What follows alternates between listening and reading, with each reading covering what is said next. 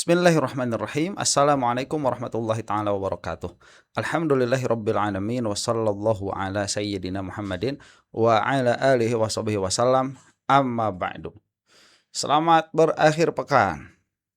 Alhamdulillah. Kita bertemu kembali di channel yang itulah ya, Guru Tigarut. Nah, sekarang kita akan menyaksikan siapa? Mas Hoziruddin ya, yang mulai kembali waras. Ini Mas Hoziruddin yang kita inginkan itu ya, bukan yang curhat. Ini Mas Refli Harun begini dan begitu, ya, Roy Suryo begini dan begitu, Abdul Ghafur Sangaji begini dan begitu. Aduh, itu mah tuh ya bisa diselesaikan internal. Ini yang kita inginkan. Kemarin kenapa bawa-bawa HTI? Emang Hoziruddin HTI, mau gimana ya? Tapi kan itu bagus. Jadi begini, ya, saya mesti mesti mengulang lagi di ceritaan. Kita kan punya musuh, sama tuh musuhnya. Siapa? Joko Widodo. Jadi ibaratnya kita itu sedang main bakiak 17 Agustusan nih. Ya, yang Islam, yang Kristen, yang Hindu, yang Buddha, kalau ada ya, yang Islamnya yang HTI, yang NU, yang Muhammadiyah, yang LDII, yang HTI, yang FPI. Kita pakai bakiak yang sama. Jangan ngomongin dulu anu-anu, jangan. Kita langkah yang mana? Kanan, kanan. Kita langkah kiri, kiri, begitu. Jangan bawa dulu keinginan. Saya mah pengen beli cilok. Jangan dulu, itu nanti kalau udah sampai finish. Kita lagi balapan tuh sama yang namanya si Joko Widodo. Nah, si Jokowi ini kan public enemy number one sekarang itu. Yang tidak menjadi enemy-nya Jokowi, ya yang dapat duit dari Jokowi, dalam pengertian yang mendapatkan keuntungan finansial, material, itu. Ya, yang tidak menjadi musuh itu. Dia tuh ya memang layak jadi musuhnya orang Indonesia, se-Indonesia. Kalau orang yang ngerti mah sama prinsip dasar kedaulatan negara Republik Indonesia begitu. Nah, latar belakang masing-masing itu perlu supaya kita mengetahui juga karakter masing-masing, perlu. Dan saya kira saya mengatakan Hoziruddin HTI, apa masalahnya? Emang yang bersangkutan demikian dan saya bisa membuktikannya. Dan yang bersangkutan juga nggak usah nyembunyiin diri begitu. Ya, biasa saja. Karena kemarin itu ada permasalahan, Hoziruddin menyerang Refli Harun. Itu yang nggak suka ya. Ya mau gimana lagi ya tuh, emang begitu keadaannya. Nah, kalau udah kembali kepada track yang lurus, ayo kita bareng dulu, bareng lagi begitu ya. Jadi kan nanti bagus judulnya, NU dan HTI bersatu, apa, menghantam Jokowi. Tuh kan bagus ya. Sekali lagi ya, kalau saya mah, kalau mau masukin saya ke NU boleh lah ya. Muhammadiyah janganlah malu ya. Saya masih punya kartunya. Saya lama di Muhammadiyah, tapi saya ngeritik Muhammadiyah tuh. Dan setiap yang ada ini itu bisa dikritiki masing-masingnya, ada plusnya, ada minusnya. Di Muhammadiyah ada plus minusnya, di NU ada plus minusnya, di HTI ada plus minusnya. Begitu. Ya, ya udah. Kenapa sih? Ya gak jadi masalah kalau buat saya begitu ya. Nah, kemudian ada orang yang telinganya tipis-tipis itu, ya terserah itu mah urusan ya. Nanti disenggol, channel apa namanya kemarin, sang idealis Bang Farlok. Saya tunggu dulu video yang bersangkutan sampai 20.000 yang nonton. Kalau yang nonton ada 20.000, berarti permasalahan itu agak besar. Saya mau mereaksi. Kalau kurang dari 20.000 nggak saya reaksi. Ya itu, dan reaksinya pun sifatnya apa ya, klarifikasi lah ya. Farlok itu saya pernah mau mereaksi itu Farlok itu waktu ada satu video bagus itu ya, videonya bagus, mau saya reaksi untuk dipuji. Itu Farlok itu nanti buat Farlok itu melihat jauh ke depan, tapi dalam permasalahan saya dia kurang jauh melihatnya. Nanti akan kita bahas itu kalau mau ya. Nah, ini versi Hoziruddin yang kita mau. Adapun di belakangnya ada apa, Mas Hoziruddin itu bisa menyelesaikan sendiri dengan apa yang bersangkutan. Kan nomor WA-nya ada, ininya ada, itunya ada. Kalau lagi kayak gini, demen kita itu. Soalnya kita sedang menusuk satu orang nih, siapa? Joko Widodo. Nah, baik. Kita langsung saja disaksikan ya, Jokowi sama siapa ini? Sama Freddy Damanik. Ya, namanya itu. Yang kemarin bilang Jokowi turun gunung ya, itu yang viral dari Freddy Damanik nih. Ayo kita saksikan. Check it out, man. Ya. Saya ke Bung Kozin dulu. Bung Kozin, kalau kita lihat kalau yang ditawarkan hakim itu adalah amanat KUHAP, lalu kenapa tim dari kalian ini seakan-akan membuat ini menjadi sebuah kontroversi? Ya, bismillahirrahmanirrahim. Jadi menjadi kontroversi karena sebelumnya memang tawaran itu muncul dari kubu Solo melalui sejumlah relawan kepada para tersangka agar mereka menyerah di tingkat penyidikan. Namun karena di tingkat penyidikan mereka tidak menyerah, lalu diupayakan lagi di tingkat pelimpahan saat di Kejaksaan Negeri Jakarta Selatan, mereka keduanya juga menolak, baik Roy maupun Tifa menolak. Dan hari ini melalui mekanisme apa yang disebut sebagai restoratif justice yang memang diadopsi dalam KUHP baru, hakim kemudian menawarkan kendati agak kurang pas sih, karena memang kalau kita bicara kumulasi pasal itu ada yang lebih dari 5 tahun, yakni 32 dan 35. Memang dakwaan primernya adalah 310, 311 KUHP yang itu menjadi 443 dan 433, 434, 433 yang itu memang di bawah 5 tahun. Tapi terlepas dari itu, sebenarnya ini adalah bagian dari strategi jahat dari kubu Solo yang ingin menggunakan sarana KUHP yang baru setelah menggunakan Perpol tidak mampu, karena Perpol kemarin kan yang digunakan untuk restoratif justice. Kita protes itu tidak bisa karena menggunakan Perpol yang lama, karena pelaporannya masih menggunakan KUHP yang lama. Begitu. Jadi ini adalah bagian dari repetisi untuk menekan para pejuang kita ini agar mereka menyerah sebelum akhirnya bisa membuktikan bahwa ijazah saudara Joko Widodo palsu. Begitu. Saya ke Bung Freddy, strategi jahat. Tuh, ya begitu. Kalau sedang membicarakan hukum mah nggak ada HTI, nggak ada Muhammadiyah, nggak ada NU, sama. Karena kita sedang membicarakan hukum Indonesia. Begitu. Nah itu jiwa-jiwa ya Hizbut Tahrirnya jangan dibawa-bawa mau ngorbanin Roy Suryo sama Dr. Tifa. Ya gimana sih ini? Kita siap masuk penjara. Janganlah tuh Zainuddin, gimana sih kamu itu? Ya ini bagus bicaraannya ya. Kita suka. Lanjut nih, gimana yang udah bengong Freddy Damanik? Kok bengongnya begitu ya? Apa yang disampaikan? Menurut Anda, benar nih strategi jahat dari kubu Solo?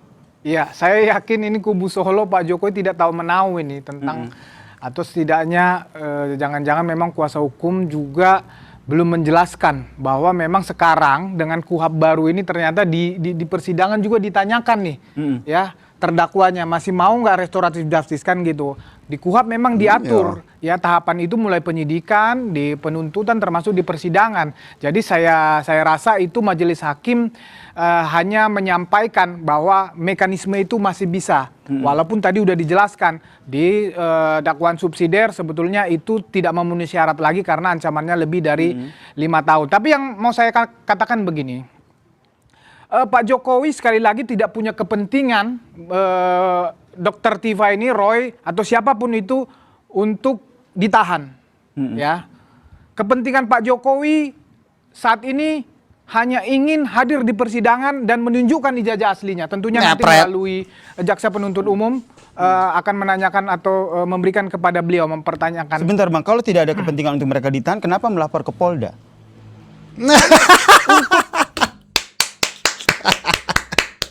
Ini nih presenter nih.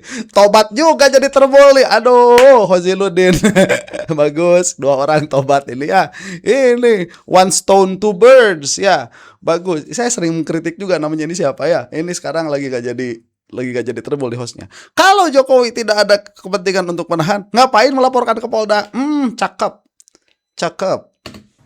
Membuktikan bahwa omongan mereka itu adalah telah menyerang kehormatan. Itu perlu dibuktikan. Tetapi tidak penting bahwa mereka itu nanti akan divonis apapun, itu tidak penting. Oke. Ya, dia melalui proses pelaporan itu dia penting hadir di persidangan untuk menjawab ya ke apa namanya keingintahuan publik atau teman-teman ijazah itu. Iya, itu yang harus dia tunjukkan kepada publik. Tentunya melalui satu-satunya yang kita anggap Pak Jokowi anggap adalah apa namanya mekanisme yang benar. Ya, tempat yang benar, yaitu di pengadilan. Anda membacanya seperti apa? Kemarin bilangnya para relawan Jokowi itu ingin Roy Suryo ditangkap terus kok. Jokowi nggak bilang jangan, nggak bilang begitu. Ya ikuti proses hukum. Justru itu kejahatan kedua Joko Widodo, karena siapapun tahu bahwa mekanisme pidana itu ujungnya penjara kalau itu dapat dibuktikan.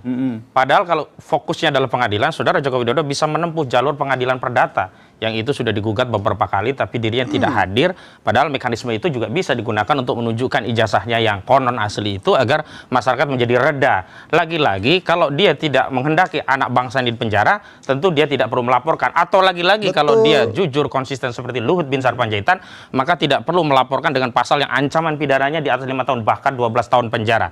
Yang lebih krusial lagi, kalau kemarin kita lihat polisi ya memainkan peran dalam penegakan hukum, melayani Jokowi sampai ada ALP itu jadi diterima, hari ini jaksa.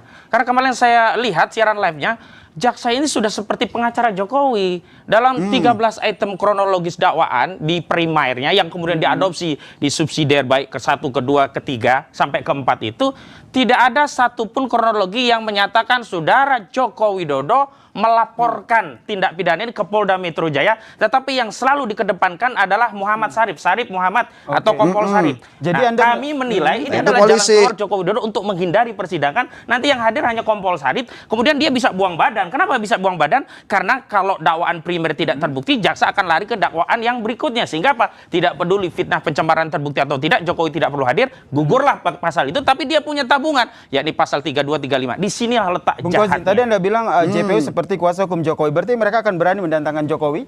Justru dengan materi dakwaan itu dia menghindari Jokowi bisa hadir. Karena di materi dakwaan itu tidak disebutkan bahwa Joko Widodo sebagai saksi korban mendatangi Polda Metro Jaya melaporkan kejadian ini. Nanti bisa jadi hanya kuasa hukum dan saksi Sarif, Kompol Sarif. Bung Ferdi, gimana? Padahal tuh ya, meskipun Khosinuddin HTI gak apa-apa tuh, kenapa sih? Ya, meskipun Khosinuddin HTI, tapi kan pikiran hukumnya sama. Tuh, saya mengatakan kemarin ya, saya bisa membuktikan ini adalah kasus apa? Kasus mainannya polisi. Tuh, Sarif disebut tuh, Kompol Sarif. Ya, polisi dia yang dikedepankan dari awal. Jadi ini mah yang main teh polisi sama polisi.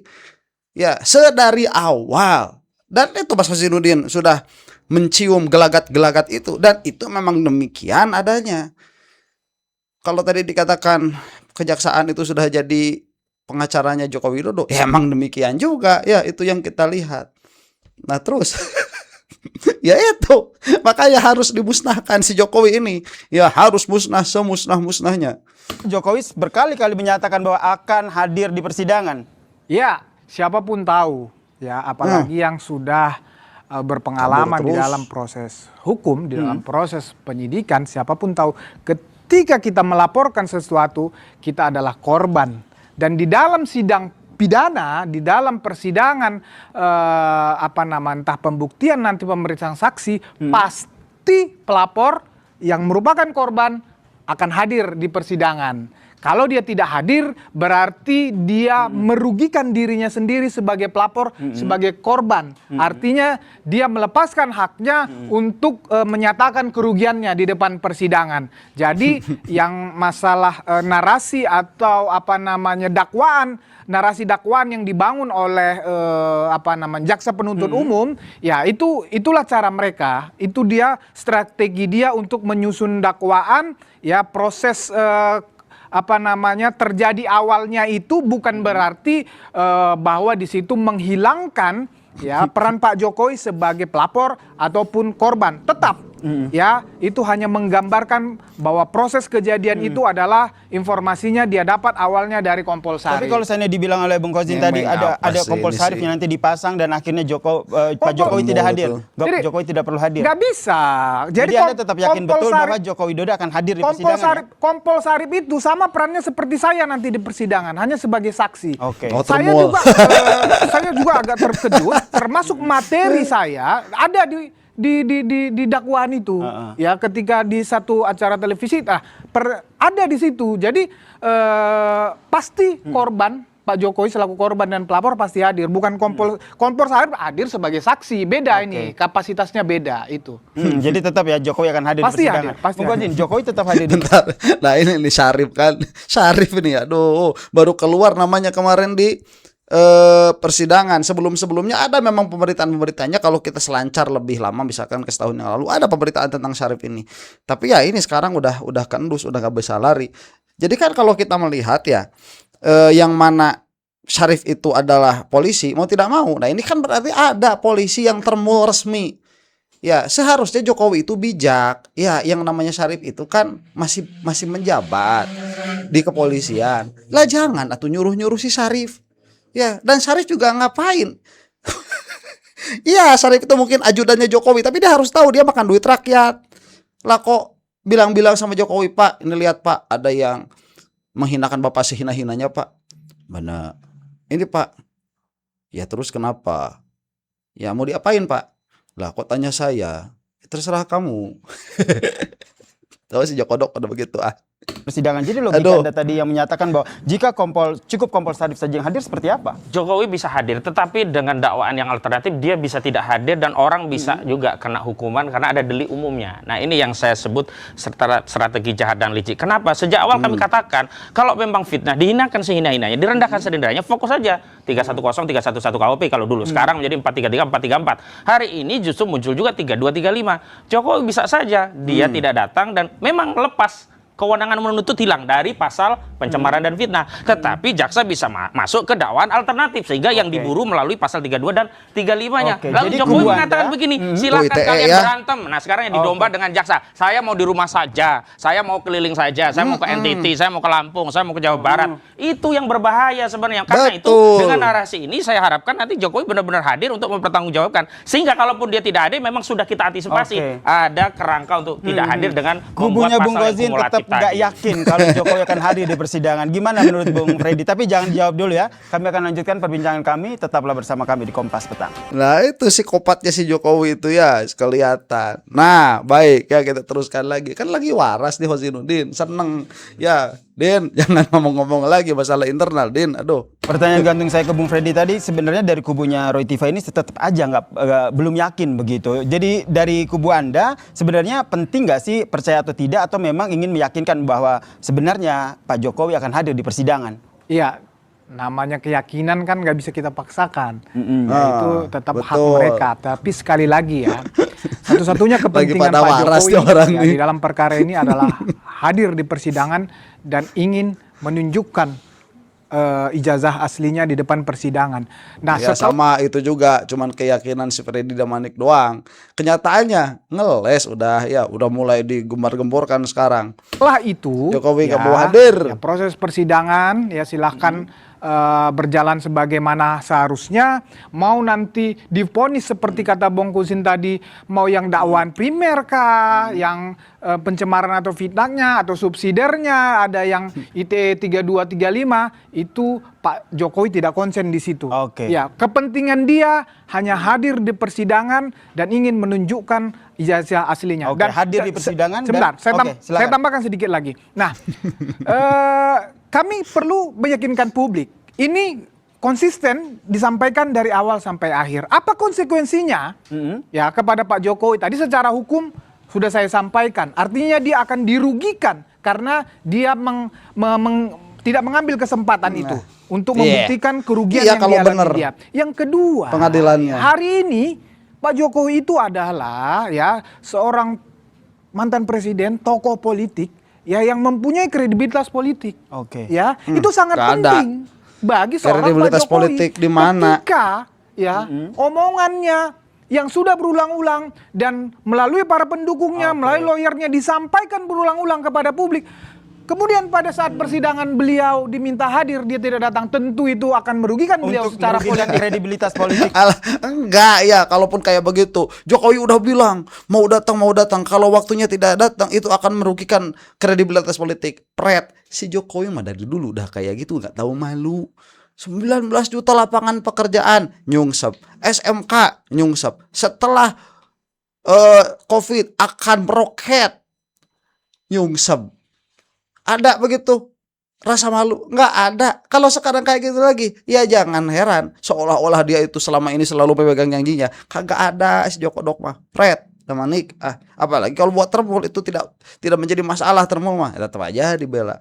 Ya. Taktiknya dia ya. Jelas dong. Bung Kozin, Aduh. bagaimana tanggapan Anda? Saya pikir kalau kredibilitas tentu ketika posisi pisah dengan PDIP pun publik paham bahwa dia tidak punya kredibilitas karena partai yang membesarkan dirinya saja bisa dia tipu, apalagi hanya persidangan, apalagi secara normatif persidangan itu ketika dia tidak hadir memang hak terhadap pencemarannya hilang, tetapi bisa jalan di delik umumnya. Lagi pula yang khawatir bukan hanya Roy Tiva, tetapi juga klaster ke pertama yang akan dilimpahkan ya, Kurniati Royani, Rustam Effendi, juga Rizal Fadila. Karena model pendakwaannya kurang lebih juga akan sama, karena saat ditetapkan tersangka juga ada pasal yang sifatnya aduan, juga ada pasal delik umum. Yang agak ringan kan di klaster pertama ini tidak ada ancaman yang lebih dari 5 tahun sehingga tidak ada proses penahanan begitu. Tapi yang penting adalah bagi kami untuk memastikan dengan narasi ini agar orang yang berjanji tidak hanya sekedar berjanji. Dan kami akan kasih tahu kepada masyarakat ada peluang Saudara Joko Widodo itu tidak datang. Peluang celah hukum yang digunakan? Celah hukumnya kenapa? Karena ada alternatif, dakwaannya tidak hanya tunggal. Kalau dakwaannya hanya tunggal, itu hanya pencemaran seperti kasusnya Luhut Binsar Panjaitan. Oke, ini kan tidak, justru pencemaran dikaitkan dengan pasal-pasal yang tidak relevan. Memang harusnya kalau ITE kan digunakan adalah pasal 27A Undang-Undang ITE itu saja. Tidak lari ke 3235. Nah, kalau 27A Undang-Undang ITE itu juga wajib ada orang yang menjadi korban yang dirinya dicemarkan melalui sarana elektronik. Ini kan tidak. Jadi sekali lagi kita... Baik, itu tadi kan ya pasal yang disangkakan sama si jaksa kepada Dokter Tiva di sini itu pasal buat hacker. Lah kok dimasukkan ke Tiva, diakomodir lagi sama jaksa ya. Kan edan itu betul yang dikatakan Mas Hozinuddin di sini. Ya ini kan omongan waras betul itu. Kita lihat saja, dan saya justru meyakini kalau dia tidak akan hadir. Kenapa? Karena saat sidang pertama biasanya orang yang bikin laporan berkepentingan untuk hadir, walaupun dia mungkin punya kepentingan lainnya. Kalau dia memang punya kepentingan terhadap perkara, dia hadir setidaknya untuk menyaksikan persidangan seperti apa, apakah benar laporannya ditindaklanjuti sebagaimana umumnya masyarakat. Oke, kita juga tanyakan mengikuti ke Bung persidangan Freddy ya. begitu. Oke, kita Nah, itu juga betul ya. Minimalnya datang, hadir, nonton minimalnya. Ini kan masalah-masalah saya. Saya mau melihat yang telah dihinakan sehina-hinanya itu ya si orang Solo itu. Nah, begitu. Jangan bawa-bawa Solo. Lah kenyataannya demikian. Kita ini orang Indonesia itu kok telinga tuh tipis banget ya kalau ngomongin fakta itu. Hozinuddin HTI fakta. Jokowi Solo ya fakta. Saya Garut ya fakta. Mau gimana? Saya ganteng ya fakta juga sih. Ya itu, jangan alergi atau ngomongin fakta itu. Ya ini, kalau kita sudah mulai alergi ngomongin fakta, ya gak bakalan maju-maju atuh. Ya, stating the fact saja, apa masalahnya? tanya Bung Freddy, kenapa nih kata Bung Kozin biasanya sidang pertama itu biasanya hadir gitu? Tidak ada keharusan seorang pelapor atau seorang korban pada sidang Mesti pertama kepada hadir. keharusan terus. Emang gak ada keharusan? Pelapor korban itu akan hadir pada saat pemeriksaan saksi, nanti saksi-saksi baru tibalah giliran sesi korban.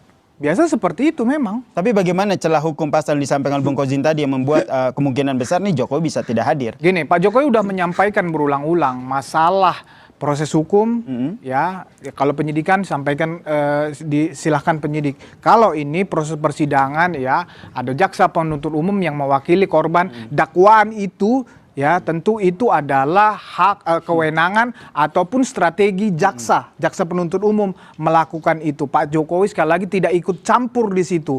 Ya, masalah mereka. Bentar tuh, coba lihat tadi ya ditanyanya. Bagaimana ini layaknya Jokowi itu datang? Ya, memang tidak ada keharusan. Emang siapa juga yang ngomong itu sebuah keharusan? Hozinuddin sedang mengatakan itu sebuah kebiasaan. Dan memang kan normatifnya begitu, normalnya begitu, etiket juga kan begitu. Si Jokowi yang mempermasalahkan, ya masa waktunya sidangnya ditunggu-tunggu katanya. Minimalnya nggak datang begitu memperhatikan. Ini kan masalahnya si Jokowi. Ya dianya nggak ada. Mengatakan bahwa karena ini ada delik umumnya, ya silakan sajalah. Kita tidak bisa memaksakan keyakinan itu. Tapi sekali lagi saya mau sampaikan bahwa kredibilitas Pak Jokowi, ya dong, dipertaruhkan sehingga Pak Jokowi akan hadir di dalam situ. persidangan. Kalau Dan itu yang penting buat udah Pak nggak Jokowi. ada kredibilitasnya. Begini, kalau seandainya Pak Jokowi hadir dan majelis hakim akan kembali menawarkan perdamaian, apakah Pak Jokowi akan memaafkan Tiva? Sekali saya sampaikan bahwa memang ini mekanisme baru ya, mekanisme baru karena ada KUHP kita yang baru. Nah, kalau pas masalah memaafkan tidak memaafkan, Pak Jokowi sudah berulang-ulang menyatakan memaafkan, tetapi proses hukum ini kan jalan. Nah, proses restoratif justice ya itu sampai kapanpun terbuka sepanjang ini belum putus. Tetapi tadi kita sama-sama tahu ada pasal 32, 35 di situ yang seharusnya itu tidak boleh melalui pasal restoratif justice. Tapi sekali lagi Pak Jokowi tidak punya kepentingan ini orang dinyatakan bersalah. di atas 5 tahun, 3 tahun, Oh, gitu. 1 tahun, enggak. Nggak ada Dia kepentingannya, dia Bang cuma Fadil. mau menunjukkan ijazah ini, dia Oke. mau masuk Iya, oleh tentu suami. saja. Alah, Pret, bentar, Oon, ya Freddy Damanik. Kalau itu tidak ada kepentingan, hanya ingin meluruskan apa yang terjadi, yang ada perdata dilaporkannya itu, bukan pidana, Oon. Itu udah jelas deh si Jokowi psikopat. Terus tadi mengatakan argumennya, ini kan kita sedang berargumen nih. Kita kan mau menunjukkan argumennya keoonan ya, keoonan argumen para termol itu yang mau kita perlihatkan. Apakah nantinya bagaimana akan datang atau tidak? Ada prediksi. Nanti pada kenyataannya prediksi tidak sesuai dengan kenyataan, itu urusan lain. Nah, cuman kalau kita melihat dari argumennya si Freddy Damanik, ini adalah argumen yang konyol. Kalau mengatakan Jokowi pasti datang hanya karena penting bagi Joko Widodo, hanya karena memang Jokowi itu mementingkan kredibilitasnya sebagai seorang politikus, Pret, itu mah nggak bisa karena Jokowi tidak punya kredibilitas. Jokowi sudah terbiasa ngomong A, kelakuan bukan A. Udah biasa si Jokowi mah kayak gitu. Nggak, jadi itu bukan argumen. Itu yang pertama. Kemudian yang kedua, tadi kalau misalkan dikatakan ya bahwa Jokowi Dodo itu dia tidak punya kepentingan untuk memenjarakan Roy Suryo dan Dr. Tifa dan klaster yang lain dalam hal ini, Jokowi tidak akan melaporkan ini pidana. Itu kalau kepentingan tidak ada itu, melaporkan pidana memang ingin orang-orang tersebut dipidana, kepentingannya ada. Dari mana? Dari laporan itu. Nah, ini sudah saya menyatakan argumen si Freddy ini terhapuskan sudah ya, total salah. Itu ya, apakah nanti akal datang? Nah, Hosinuddin meramalkan, memberikan prediksi nggak bakalan si Jokowi mau hadir karena banyak celah dia untuk tidak hadir. Begitu, dia mah nggak ada celah buat nggak hadir juga nggak bakalan hadir, apalagi ini banyak celah untuk tidak hadir. Itu yang dikatakan oleh Mas Hosinuddin dan argumennya valid. Begitu. Kan AHTI nggak ada urusan dalam hal ini mah ya. Relawan harus bicara demikian karena relawan punya tugas pokok dan fungsi untuk menjalankan apa yang diinginkan oleh Jokowi. Sementara pilihan politik apa yang akan diambil oleh Jokowi itu kan berbeda. Contoh saja sekarang antara kuasa hukum dan relawan beda sekali. Relawan minta tangkap Roy, tangkap Tifa, tangkap semuanya. Giliran kuasa hukum Jokowi, oh kami tidak berkepentingan, kami hanya fokus. Tapi kenapa memasukkan pasal 32, 35 saat akan membuat laporan dan akhirnya menjadi laporan. Tapi yang paling penting kita lihat presidennya nggak usah jauh-jauh lah. Dulu kalau kita bicara tentang kepatuhan, tentang reputasi, saat diperiksa sebagai saksi pelapor tidak datang ke Polda. Tapi begitu acara PSI keluar, bahkan bisa pidato kemana-mana. Hari ini juga kita lihat kemana, ke Lampung, nanti mau ke wilayah lainnya kita tidak tahu. Tapi yang jelas proses di Polda dulu bisa juga direpetisi, di mana dia tidak perlu hadir di Polda, justru polisinya datang ke Solo. Hari ini pengadilan dia juga bisa tidak hadir karena dia sudah membuat laporan dan sudah banyak saksi akan menerangkan tentang adanya kejadian, tentang adanya korban. Bahwa korban tidak hadir bagi pengadilan, bagi jaksa tidak penting. Karena apa? Ada dakwaan yang sifatnya alternatif dan itu bisa menjadikan dasar untuk menuntut di perkara yang alternatif. Ya, ini yang kemudian rakyat harus mengawal kasus ini agar apa? Ya biar Jokowi bertaruh di peristiwa ini. Kalau dia tidak hadir, meskipun secara hukum dia menang, maka ketidakhadirnya dia akan menjadikan kekalahan secara politik sehingga tidak perlu lagi rakyat mendukung PSI yang hari ini sedang dipasarkan oleh Jokowi agar dipilih bersama putranya Kaisang. Begitu. Ya, betul. Itu pun kalau masyarakat Indonesia berpikir mengikuti politik dan lain sebagainya. Apakah akan demikian? Ya nggak tahu juga. Kan begitu. Jadi ini ruang publik itu kan gelanggang orang-orang sehat ya. Yang mana mudah-mudahan lebih banyak lagi orang aktif di ruang publik supaya banyak orang sehat. Lah kenapa para termul itu kok masih bisa laku? PSI kok masih bisa laku? Karena Indonesia ini gudangnya orang tanpa akal sehat. Makanya Mama Gufron tuh bisa jadi Mama Gufron dan laku di Indonesia. Begitu. Ya, demikian saja dulu ya. Mudah-mudahan kita semua ada dalam maghfirah Allah Subhanahu wa taala. Termul semoga cepat binasa. Untuk Anda yang bukan termul, wallahu taala a'lam bissawab. Assalamualaikum warahmatullahi taala wabarakatuh.